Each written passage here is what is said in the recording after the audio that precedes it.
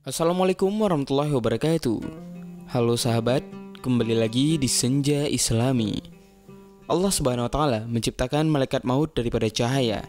Ia memiliki 70.000 kaki dan ia memiliki 4.000 sayap.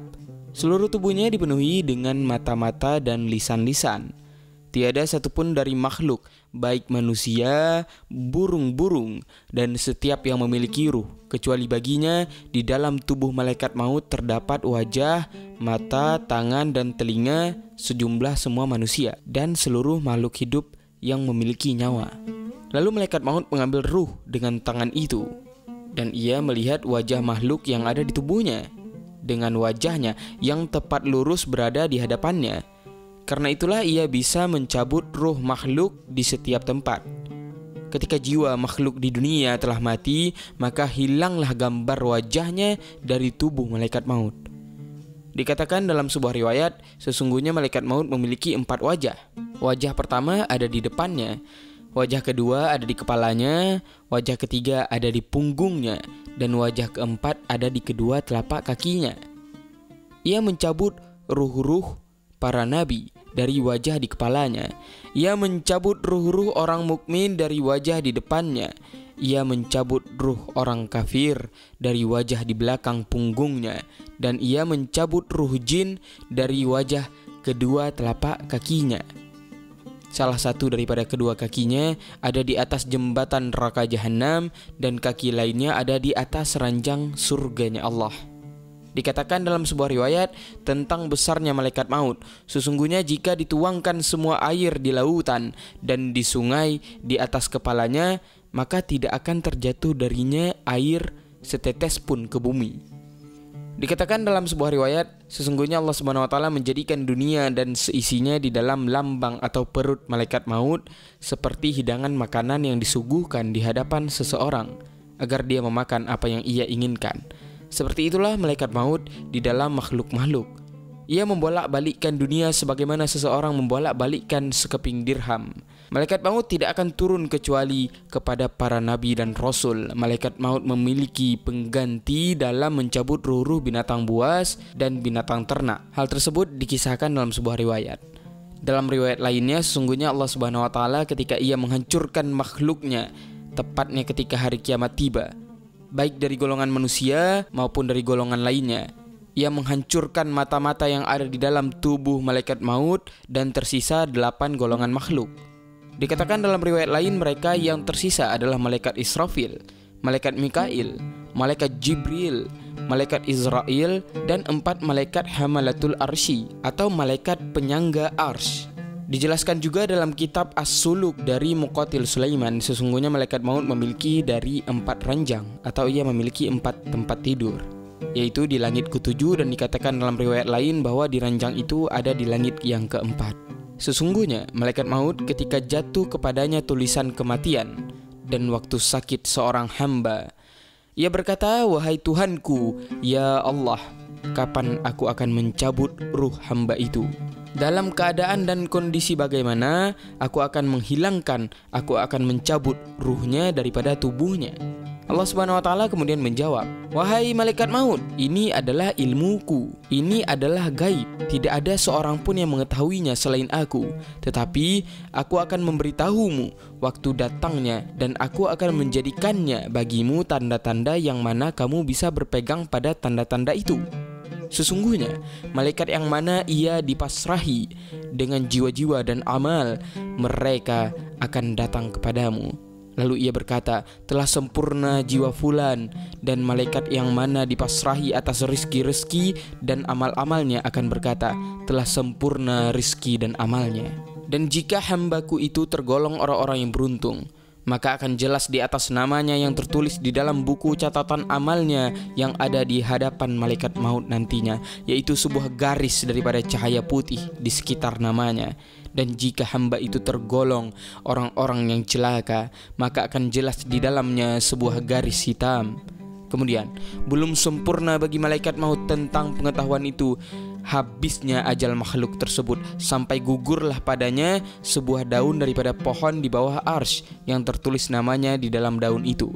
Lalu pada saat itu malaikat maut akan mencabut ruhnya dari tubuhnya. Diriwayatkan daripada sahabat Ka'ab al-Akhbar, sesungguhnya Allah Subhanahu wa taala menciptakan sebuah pohon di bawah arsy, daun-daunnya sejumlah seluruh makhluk yang ada di muka bumi.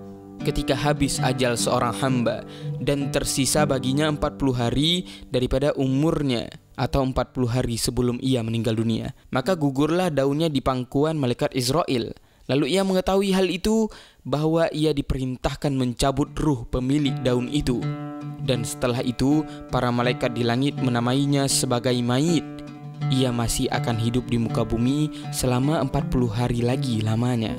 Dikatakan dalam sebuah riwayat, sesungguhnya malaikat Mikail akan turun dengan membawa buku catatan amal kepada malaikat maut daripada sisi Allah Subhanahu wa taala. Tertulis di dalamnya nama seseorang yang diperintahkan untuk dicabut ruhnya, tempat di mana ruhnya dicabut, dan sebab mengapa ruh tersebut harus dicabut. Imam Abu Laid radhiyallahu anhu menjelaskan, sesungguhnya akan terjatuh 2 tetes dari bawah arsy pada nama pemilik daun itu. Salah satu daripada kedua tetes itu berwarna hijau dan tetes lainnya berwarna putih. Jika tetes berwarna hijau terjatuh pada nama siapapun, maka diketahuilah bahwa ia tergolong orang yang celaka.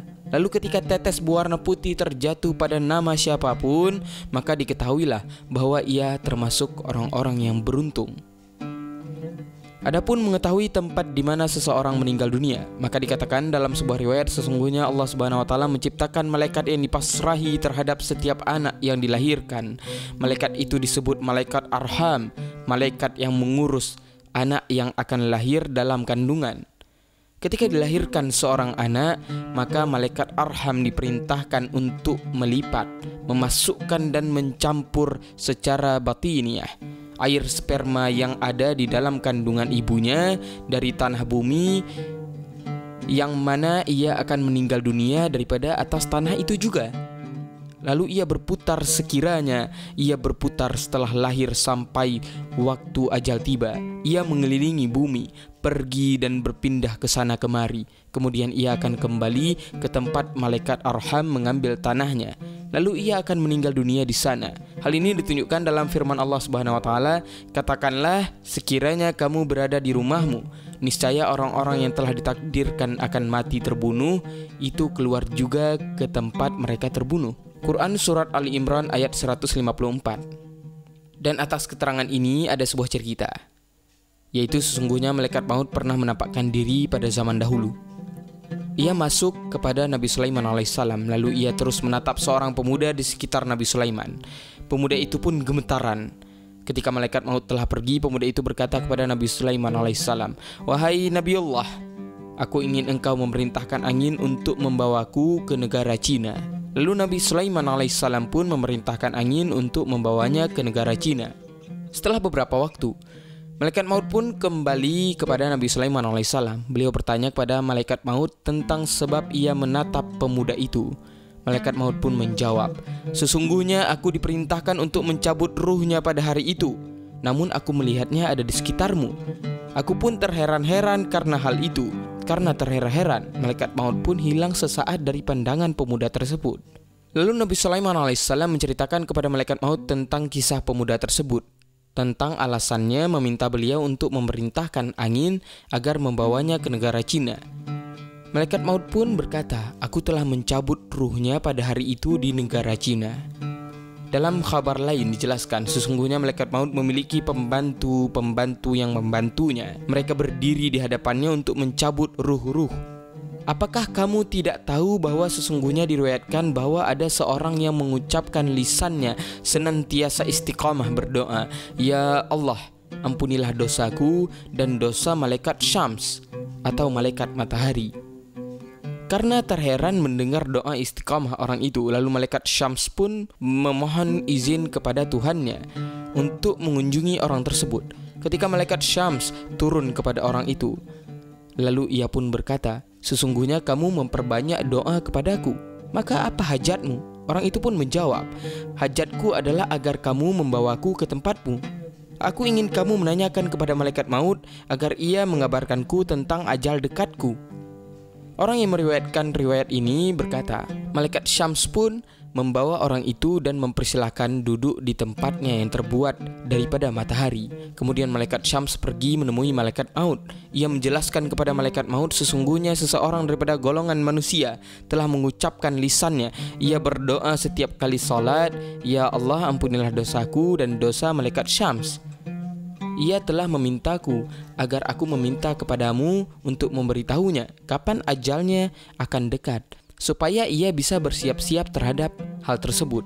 Lalu malaikat maut pun melihat kitab amal orang itu lalu berkata, "Jauh sekali, sesungguhnya temanmu memiliki perbuatan yang agung. Sesungguhnya ia tidak akan meninggal dunia sampai ia duduk di tempat dudukmu daripada matahari." Malaikat Syams pun berkata, "Ia telah duduk di tempat dudukku dari matahari." Lalu malaikat maut pun berkata, "Ia meninggal dunia di sisi rasul-rasul kita dalam keadaan seperti itu, sedangkan mereka tidak mengetahuinya." Dalam sebuah kabar lain, Nabi Muhammad SAW bersabda, "Ajal semua binatang bergantung pada zikir Allah Subhanahu wa taala. Ketika mereka meninggalkan zikir kepada Allah, maka Allah mencabut ruh-ruh mereka dan malaikat maut tidak ikut campur ke dalam urusan itu." Dan telah dikatakan dalam sebuah riwayat lain, sesungguhnya Allah Subhanahu wa taala adalah Tuhan yang mencabut ruh-ruh.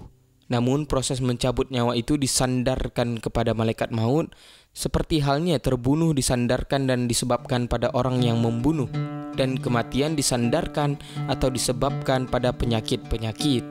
Hal ini ditunjukkan oleh firman Allah Subhanahu wa taala. Allah Subhanahu wa taala memegang jiwa orang ketika matinya. Quran surat Az-Zumar ayat 42. Wallahu a'lam bishawab. Sungguh sahabat, hal ini masih menjadi misteri, terutama untuk kita sendiri sahabat. Kematian merupakan hal yang paling misteri sampai detik ini juga. Justru oleh karenanya, beribadahlah kamu seakan-akan engkau akan mati di esok hari. Demikianlah kisah yang dapat saya sampaikan. Lebih dan kurang saya mohon maaf. Wabillahi taufiq wal hidayah. Assalamualaikum warahmatullahi wabarakatuh.